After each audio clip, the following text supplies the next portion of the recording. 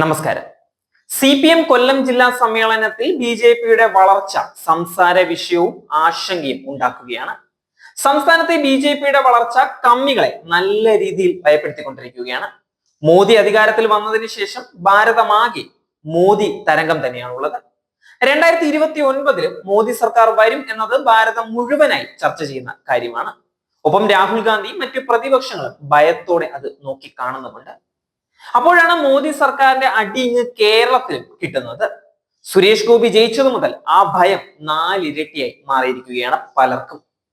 BJP ഒരിടത്തും ഒന്നിലും കേരളത്തിൽ അധികാരത്തിൽ വരില്ല എന്ന് വീമ്പടിച്ചവരുടെ വാ അടയ്ക്കുന്ന പ്രകടനമായിരുന്നു സുരേഷ് ഗോപി തൃശൂരിൽ കാഴ്ചവെച്ചിരുന്നത്.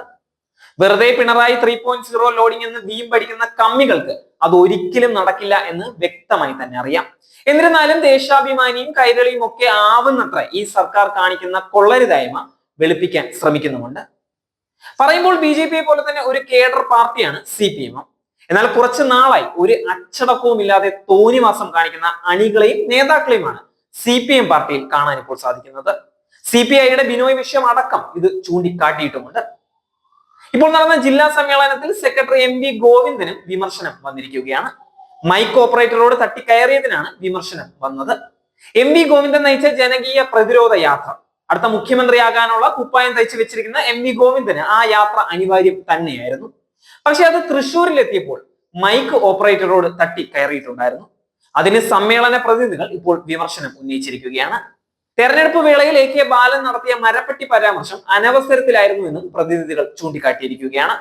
ശ്രീലങ്കയിൽ കമ്മ്യൂണിസ്റ്റുകാർ ഒരുമിച്ച് അധികാരം പിടിച്ചുവെന്ന് MA ബേബിയുടെ പരാമർശത്തിന് ഇന്ത്യയിൽ എന്തുകൊണ്ട് അത് യാഥാർത്ഥ്യമാകുന്നില്ല എന്നായിരുന്നു ഒരു പ്രതിനിധിയുടെ മറുചോദ്യം. മേൽത്തട്ടിലെയും താഴെത്തട്ടിലെയും ജനപ്രതിനിധികൾക്ക് 2 നീതിയാണോ എന്നും ചോദ്യം ഉയരുകയാണ്.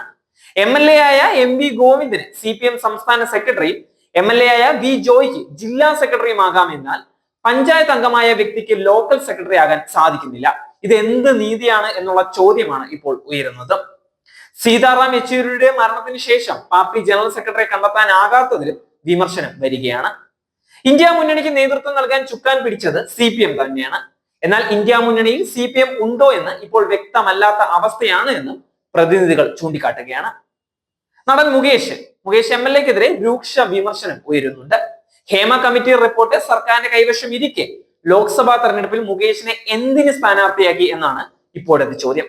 മറ്റാരെങ്കിലും മത്സരിപ്പിച്ചിരുന്നുവെങ്കിൽ ഇത്ര കടുത്ത പരാജയം എന്തായാലും നേരിടേണ്ടി വരില്ലായിരുന്നു എന്നാണ് അവരുടെ നിർദ്ദേശം. ആരുടെ നിർദ്ദേശപ്രകാരമാണ് മുകേഷിനെ സ്ഥാനാർത്ഥിയാക്കിയത് എന്നും ചോദ്യം ഉയരുകയാണ്. കേന്ദ്ര കമ്മിറ്റി അംഗമായ EP ജയരാജനെതിരെ പ്രതിനിധികൾ വിമർശനം ഉന്നയിക്കുകയാണ്.